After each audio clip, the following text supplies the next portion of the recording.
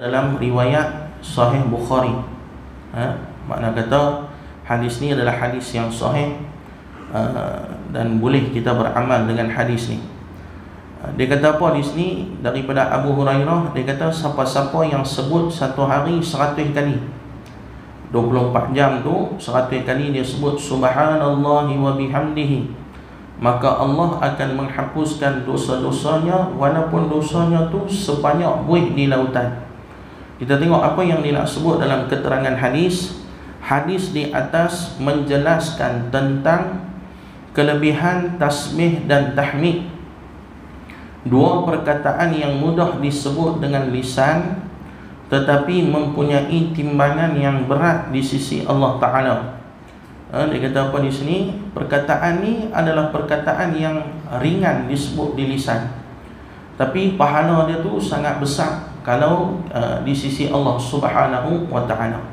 Dan kita sedia maklum, dalam Islam ni ada benda yang ada amalan yang bila kita buat, model dia besar. Model besar, pahala pun besar. Contohnya jihad di jalan Allah, model dia kena bawa keluar duit, kena bawa diri dan kemungkinan mati. Itu model besar.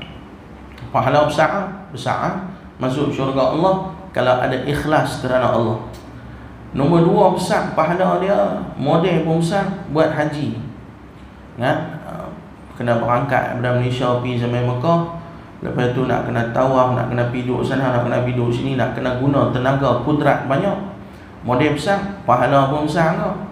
Lepas tu nombor 3 besar, kena tahan lapar daripada subuh sampai maghrib. Model besar ke tu, nak tahan lapar, pahala pun besar. Dan ada pula amalan yang kecil tapi pahala dia besar, untung dia besar. Dia ringan, model tak besar pun, duduk sebut subhanallahi wa bihamdihi, subhanallahil azim, subhanallahi wa bihamdihi, subhanallahil azim. Yang tu adalah amalan yang model kecil tapi pahala besar. Jadi kitab yang kita duk baca ni bersesuaian dengan model kecil tapi keuntungan dia besar. Dia nampak sikit tapi pahala dia tu banyak di sisi Allah Subhanahu wa Ta'ala. Dan dia kata apa di sini? Tasbih ialah ucapan subhanallah yang menunjukkan kepada kebesaran dan kesucian Allah daripada segala kekurangan dan keaiban atau kecederaan sifatnya. Bila kita sebut subhanallah, maksud kata kita sedang sebut Allah Maha Suci. Adakah Allah perlu kita mensucikan Allah? Allah tak perlu pun, sebab Allah ni memang Maha Suci lah. Tapi kenapa kita sebut Allah Maha Suci? Subhanallah, subhanallah, subhanallah, subhanallah tadi lepas subuh 33 kali. Sebab kita nak menyedarkan diri kita bahawasanya Allah ni tak ada segala kekurangan, Allah tak ada segala keaiban, dan Allah tak ada apa pun kecederaan sifat. Allah ni kira tak ada lemah. Yang lemah tu kita. Sebab tu dalam peristiwa Isra wal Mi'raj, bulan ni Isra Mi'raj, dalam peristiwa Isra wal Mi'raj, ketika mana Allah nak gambarkan perjalanan Nabi Muhammad sallallahu alaihi wasallam dalam surah Al-Isra, Allah Ta'ala mulakan ayat tu dengan subhanalladzi asra bi'abdihi lailan minal masjidil harami ilal masjidil aqsa alladzi barakna hawlahu linuriyahu min ayatina innahu huwas samiul basir. Ayat tu Allah mula dengan subhanalladzi. Allah boleh saja mula asrallahu bi'abdihi, boleh je memperjalannya Allah ke atas Nabi Muhammad daripada Masjidil Haram ilal Masjidil Aqsa, boleh mula dengan ayat macam tu. Tapi pasal apa Allah mula dengan subhanalladzi asra bi'abdihi? Sebab Allah nak gambarkan kepada kita dengan adanya campur tangan Allah, Maha Suci aku yang telah memperjalankan hamba-Ku. Kalau ikut logik akal manusia, pelik lah kalau dalam masa satu malam tu manusia tu boleh berjalan daripada Mekah pergi Madinah, yang kalau naik unta mungkin makan masa seminggu. Daripada Mekah pergi Masjidil Aqsa di Palestin, mungkin makan masa 8 hari 9 hari. Tapi Nabi Muhammad pi satu malam, lepas tu naik pi sampai Sidratul Muntaha, jumpa dengan Allah Ta'ala, tu patah balik mai Mekah. Hanya dalam masa satu malam saja. Memang pelik kan? Memang pelik kan?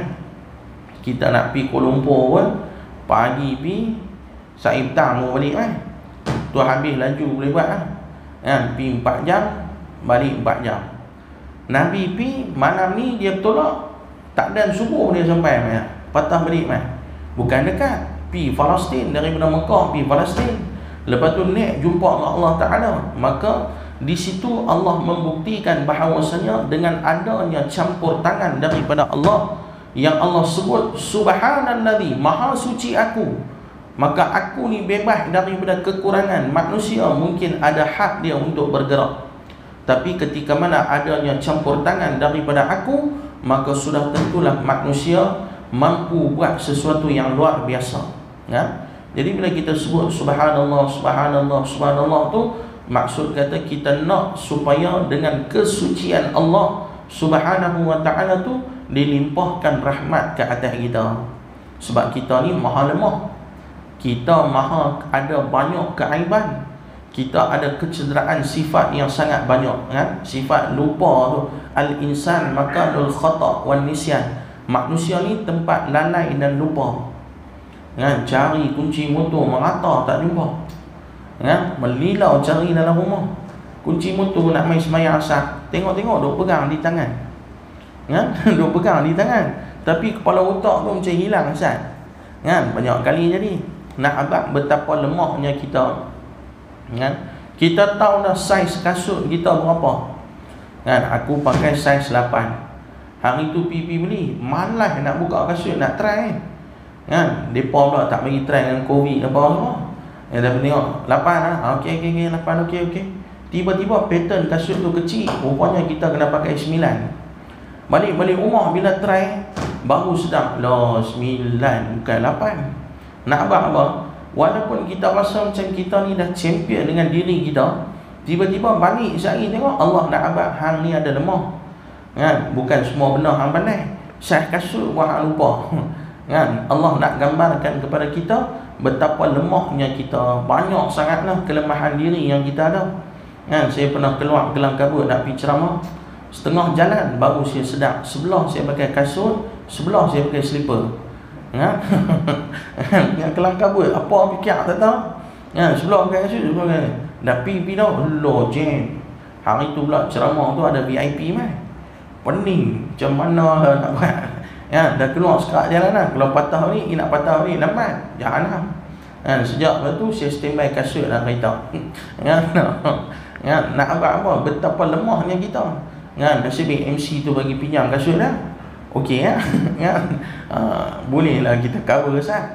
Nak abang kata kita ni penuh dengan sifat kelemahan kan? Maka sebab itulah kita perlu, bahasa Pulau Pinang kata, kita kena kapit dengan Allah Ta'ala kan? Kita kena ada backup dengan Allah Ta'ala. Maka sebab tu bila kita sebut Subhanallah, maka kita nak Allah Ta'ala limpahkan rahmat ke atas kita dengan kita mensucikan Allah. Tapi Allah tidak perlu kepada penyucian kita, sebaliknya kita yang memerlukan penyucian tersebut kan? Dan dia kata apa? Tahmid pula ialah ucapan Alhamdulillah, yang menunjukkan kepada segala kepujian bagi Allah, termasuk segala sifat kesempurnaan dan segala sifat kebesarannya kan? Bila kita sebut Alhamdulillah, kita sedang memuji Allah Subhanahu wa ta'ala kan? Yang tu semua orang tahu lah kan? Nikmat yang Allah Ta'ala berikan pada kita ni terlalu banyak. Wa in ta'uddu ni'matallahi la tuhsuha. Kalau kamu nak kira akan nikmat yang aku berikan pada kamu, nescaya tak mampu kira kan? Pagi ni boleh bangkit berjalan, tu satu nikmat kan? Buka mata, boleh letak kaki atas lantai, boleh angkat kaki dari katil letak atas lantai, tu nikmat. Ada orang buka mata stroke pagi tu kan? Kaki pun tak boleh angkat letak. Pagi-pagi boleh sembang dengan bini, boleh sembang dengan anak, boleh main surau, sembang dengan kawan-kawan. Oh, tu nikmat besar. Ada orang bangun-bangun pagi, apa tak tahu kena saraf dia apa ke, tiba-tiba jadi bisu kan? Terus tak boleh bercakap, suara ada peti kotak, suara memang tak ada masalah apa, tapi apakah saraf dia sudah pergi kacau apa, jadi bisu, nak cakap tak boleh, mulut hebat sikit, lidah sikit, nak cakap tak boleh Satu hari saya jumpa satu kawan di masjid. Tiba-tiba saya tengok dia ni hari-hari jumpa aku melawak. Hari tu dia tengok saya, dia angkat tangan dulu, dia jalan. Saya pun susah hati kot dia ada terasa apa kat aku apa kan. Saya pun pergi tegur apa ni? Dia buat saya tanya apa dia ni tak mau cakap. Saya tanya makan dah kata ni. Dia buat ni pasti pada guna bahasa isyarat dengan aku. Saya pun simak lagi 2-3 patah baru dia buat. Dia buat saya tanya dah pasal apa? Hari-hari tiap-tiap bulan pergi kuliah, duk mengajar masjid tu, dia bersimak aja, melawak yang tu yang ni apa semua. Tiba dia tulis dalam kertas dia abang saya. Satu pagi dia bangun tidur, dia kena stroke. Stroke dia pelik. Orang ni tangan lembek, kaki lembek ke apa kan, dia main stroke, mulut tak dia cakap. Kan? Mulut tak dia cakap. Kan? Dalam banyak-banyak perkataan yang dia boleh cakap, hanya satu je. Dia tunjuk kat saya, ayam. Ayam yang dia boleh sebut. Lain tak disebut. Kan? Punya doa ada, pening tak pening. Kan? Itu Allah Ta'ala tunjuk kat kita. Kan? Jadi kita ni syukurlah, alhamdulillah. Kan? Sebab kita duduk di bawah pentadbiran Allah Subhanahu wa Ta'ala. Allah mentadbir segala-galanya. Kan? Daripada sebesar-besar benda yang paling besar kata ulama adalah arash. Kan? Arash. Sebesar-besar benda arash dicipta oleh Allah Subhanahu wa Ta'ala. Allah perintah sampailah kepada sekecil-kecil benda zarah. Atom zarah betul doktor, atom. Kan? Atom tu. Kan? Molekul yang kecil tu Allah Ta'ala tadbir dia. Benda yang besar pun Allah Ta'ala tadbir, dan benda yang paling kecil dalam dunia ditadbir oleh Allah Subhanahu wa Ta'ala. Itulah hebatnya kerajaan Allah Subhanahu wa Ta'ala. Dan dia kata apa di sini? Pujian yang dimaksudkan ialah pujian kepada Allah Ta'ala dengan perkataan yang ditetapkan oleh syarak. Rasulullah mengatakan ucapan subhanallah dan alhamdulillah, kedua-duanya memenuhi ruang di antara langit dan bumi. Subhanallah dan alhamdulillah ni adalah kalimah yang memenuhi di antara ruang langit dan bumi. Sabda Rasulullah sallallahu alaihi wasallam, kalimatani khafifatani 'ala lisan, thaqilatani fil mizan, habibatani ila rahman, subhanallahil azim, subhanallahi wa bihamdihi. Nabi sebut dalam satu hadis ini pun sahih, artinya dua kalimah yang ringan di lidah tetapi berat pada timbangan dan sangat dicintai Tuhan Ar-Rahman, iaitu subhanallahil azim, subhanallahi wa bihamdihi. Kalimah alhamdulillah memenuhi timbangan, bererti ganjaran atau pahala. Menyebut serta memahami maknanya dan beramal dengan maksudnya adalah memenuhi timbangan amal kebajikan di akhirat kelak. Kan? Satu orang yang bila mana disebut subhanallahi wa bihamdihi, subhanallahil azim, maka itu adalah kalimah yang paling ringan tapi paling berat di mizan dan paling dicintai oleh Tuhan Ar-Rahman. Kan? Nabi hadis ni dia sempoi sekian belakang semua bunyi sama-sama kan. Dia nak gambarkan betapa indahnya kalimah yang disebut oleh Nabi sallallahu alaihi wasallam dalam menceritakan satu benda yang dicintai oleh Allah Subhanahu wa Ta'ala. Kan? Dan dia kata apa? Demikian juga subhanallah alhamdulillah memenuhi, dia kata ini bererti sekiranya ganjaran itu dijadikan satu badan, maka badan itu dapat memenuhi ruang tersebut, yang menunjukkan betapa banyaknya ganjaran itu diberikan kepada orang yang menyebut dengan cara yang sebenarnya.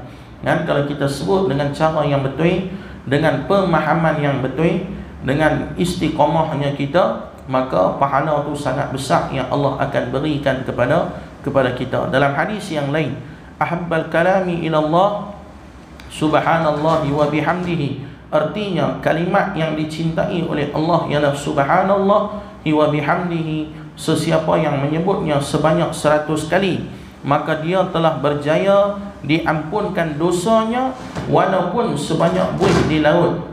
Oleh itu ringankanlah kita untuk menyebut di mana sahaja kita berada. Ucapan ini hanya memerlukan waktu yang sedikit sahaja untuk dilakukan, tetapi Allah memberi pahala yang besar yang telah dijanjikan kepada hamba-Nya. Kan? Saya baca laju sikit pagi ni pasal apa? sebab kita ada perbahasan yang perlu kita bincang di sini tentang hadis ni yang saya tengok tak disebut di dalam kitab ni. Tapi benda tu penting supaya kita memahami akan makna hadis yang kita baca pada pagi ni. Kan? Dia kata apa di sini? Kalau kita tengok di sini dia sebut supaya kita ni banyaklah sebut subhanallahi wa bihamdihi subhanallahil azim, sebab ucapan ni tak guna ruang waktu yang banyak dan dia simple tapi pahala dia sangat besar. Okey, antara perkara yang kita nak tengok di sini, kalau kita tengok balik pada muka surat 104 tadi tu, wa in kanat misla zabadil bahri, yang mana dalam hadis ni Nabi kata orang yang sebut subhanallahi wa bihamdihi maka akan dihapuskan dosa-dosanya sekalipun sebanyak buih di laut. Kan, buih di laut tu tak terkira lah. Jadi nak habaq kata dosa tu banyak sungguh, tapi dosa apa yang terampun? Yang tu yang kena faham sungguh-sungguh lah. Dengan Imam Ibn Rajab Al-Hambali ketika mana mensyarahkan hadis ni, disebut dosa-dosa yang diampunkan itu hanyalah dosa-dosa kecil, bukan dosa-dosa besar. Hanya dosa-dosa kecil sahaja yang akan diampunkan dengan amalan-amalan soleh. Contohnya kalau dalam hadis kita tengok Nabi kata dua orang yang bersalaman, bila mereka tarik tangan mereka, maka Allah akan gugurkan dosa-dosa kecil dari celah-celah jari mereka. Dosa tu dosa-dosa kecil. Orang yang wuduk akan gugur dosa-dosa dia. Dosa tu adalah dosa-dosa kecil. Begitu juga di sini dalam hadis ni, bila mana dia kata khuttat anhu khatayahu wa in kanat misla zabadil bahri, yang mana dalam hadis ni kata dihapuskan dosa-dosanya sekalipun sebanyak buih di laut, maka kita kena faham hadis ni merujuk kepada dosa-dosa kecil, bukan dosa-dosa besar. Sebab dosa besar perlu kepada taubat dan keinsafan yang sebenar-benarnya. Tak boleh dah dia pergi zina, lepas tu esok lagi subhanallah wa bihamdihi subhanallahil azim subhanallah wa bihamdihi subhanallahil azim, terus dia rasa dosa dia terampun. Tak boleh. Dia kena bertaubat tu. Dia minum ekor, main judi contohnya, dosa besar. Dia buat dosa besar, kemudian dia duduk dia zikir, oh tak jadi kerja lagu tu. Benda tu tak adil. Keadilan dia adalah dengan dia mesti mengikuti syarat-syarat taubat, barulah digugurkan dosa besar dia. Tapi dosa kecil, okey. Dosa kecil ni apa? Banyak buang masa, membazir, itu semua antara dosa kecil kan. Keluar dating dengan markah contohnya, baru dating pergi makan, dosa kecil lebih daripada tu dosa besar. Tengok perempuan, ada orang dia pegang falsafah, tengok perempuan sekali sekali dia main tengok tu 3 jam tak kelip mata. Dan ulama mengatakan jangan ambil mudah dengan dosa kecil, sebab dosa kecil yang dibuat berulang-ulang lama-lama akan jadi dosa besar. Seorang ulama tadi saya lupa lah nama dia apa, dia buat perumpamaan. Tak silap Imam Ibn Rajab Al-Hambali, dia buat perumpamaan. Dia kata dosa kecil ni umpama ada satu rombongan orang yang pi bercuti di dalam hutan ke apa ke, maka bila sampai pada waktu makan, seorang sikit, semua yang pi dari 20-30 orang tu, seorang sikit pi cari lidi-lidi, ranting-ranting dan sebagainya. Bila mereka bermain ranting-ranting tu, satu ranting yang halus dicari oleh satu orang, bila mana dikumpulkan boleh buat satu unggun api yang besar. Itulah perumpamaan dosa kecil. Satu hari satu lidi, satu hari satu lidi, satu hari satu lidi. Tapi bila lama-lama kita ulang, maka benda tu boleh berlakunya dosa besar. Itu antara benda yang kita kena jaga. Maka di sini dia kata dihapuskan itu hanyalah dosa-dosa kecil. Dan kalimah subhanallah ni, bila kita baca hadis ni pada pagi ni, saya teringatlah apa almarhum Maulana Abdullah Bukhari meninggal minggu sudah, bulan sudah. Dia ni satu orang yang sangat suka bila mendengar ceramah dia disebut subhanallah, subhanallah, saya apakah subhanallah, saya apakah subhanallah. Dia cakap tu dia suka selang seli dengan kalimah subhanallah. Kan itu seorang ulama yang hebat kan. Kita cerita kebaikan dia, kita ambil iktibar daripada kebaikan seorang ulama yang telah meninggal dunia ni. Nama dia Abdullah bin Abdul Rahman Al-Bukhari. Pasal apa? Semua hadis sahih Bukhari tu dia hafal dalam kepala dia. 7,000 lebih hadis yang ada tu dia hafal. Dan hebatnya dia ni, alimnya dia alim 4 mazhab. Dia alim 4 mazhab. Ilmu dia ni tu saya ceritalah memang kemas betul ya. Tapi yang nak cerita tu amalan soleh dia. Dia punya amalan soleh tuan-tuan, kita tak boleh lawan lah. Dia punya sembahyang sunat 2 rakaat yang pernah saya tengok 1 jam 45 minit. Saya nak pergi jumpa dia 2.30 saya pergi rumah dia. Saya duduk tunggu dia. Saya tengok dia sembahyang, saya duduk tunggu. Rakaat pertama dia rukuk lepas sejam. Rakaat pertama dia rukuk lepas sejam. 2.30, 3.30 baru dia rukuk. Dia rukuk, dia sujud apa semua, dia bangkit. Tu saya duduk tunggu. Saya kata yang ni tunggu memang keras kan. Tunggu sampai 4 suku. Dan sekali saya pun tak boleh nak tunggu dah. Kita buat nak kerja lain. Tapi kita berhajat daripada dia. Saya pun buat batuk buat macam tu. Saya buat macam tu, dia dengar ada orang kat luar, dia pun terus rukuk, sujud apa semua. Dia panggil masuk, dia tanya awak tak bagi salam. Saya kata saya nampak Syekh duduk semayang, saya tak mau bagi salam. Dia kata kalau hang bagi salam tadi kalau pun disemayang cepat sikit. Hang sampai pukul, dia kata sampai 2.30 tadi Syekh. Kesian, dia kata tunggu lama. Jawapan dia apa? Dah tua dah, kena semayang lama sikit. Ya, jawapan dia dah tua dah, masa tu 84, 85. Dah tua dah, kena semayang lebih sikit dia kata. Ya. Kita kalau dah tua, semayang relax sikit ya. Kita punya semayang sunat tu kalau boleh ada inna a'tayna dengan kulhu, tu kira besar ya rahmat serupa dunia nak kiamat kan. Kalau tak ada surah tu, kira yang tu paling bagus baca Fatihah, rukuk tu ya. Tapi itu kehebatan orang alim ketika mana dia beribadah. Dan dia, saya pernah semayang di Masjid Kapitan Keling subuh. Bila habis azan subuh tu, dia dah sampai, dia akan semayang sunat qabliyah subuh tu 2 rakaat sampai selagi mana tak qomat. Selagi mana tak qomat, selagi tu dia semayang. Kita semayang 2 rakaat, habis 2 rakaat kita duduk relax apa ni tu bila ni lambat tu qomat. Dia tak, dia semayang 2 rakaat sampai yang pernah saya tengok 12 rakaat yang dia semayang. Saya kira ada kawan-kawan pernah kira sampai 20 rakaat dia semayang pagi tu saja. Yang saya kira 12 rakaat. Habis semayang subuh saya tanya dah, Syekh tadi Syekh semayang apa yang semayang banyak-banyak sangat? Dia kata semayang subuh, qabliyah subuh lah. Saya tanya apa siapa? Syekh semayang banyak. Dia kata selagi mana tak qomat, selagi tu buat jangan buang masa. Tu jangan kita buang masa. Selagi mana tak qomat, selagi tu ada masa, selagi tu kita buat. Itu kelebihan dia dari sudut beramal. Tapi terkait dengan hadis yang kita baca pada pagi ni, dia adalah seorang manusia yang sangat suka sebut subhanallah banyak kali. Dan kita tengok manusia tu, Nabi kata nak tengok dia berjaya tak berjaya, kena tengok bila dia mati. Bila dia mati, beronyuklah manusia mai solat jenazah dah. Alhamdulillah saya pun dapat ziarah, dapat cium ziarah dia dan jenazah dia dan sebagainya. Memang hebatlah, manusia yang hebat. Jadi kita ambil contoh dengan manusia yang berjaya di dunia dan juga di akhirat dengan memperbanyakkan amal ibadah. Kita mungkin nak buat benda-benda yang besar susah, mungkin kita ada kekangan waktu dan sebagainya. Tapi hadis yang kita baca pada pagi ni adalah satu hadis yang kita tak boleh bagi alasan. Sambil naik kereta boleh baca, sambil naik motor boleh baca, sambil berjalan dan sambil buat apa-apa saja kita boleh baca. Tak banyak, subhanallahi wa bihamdihi 100 kali.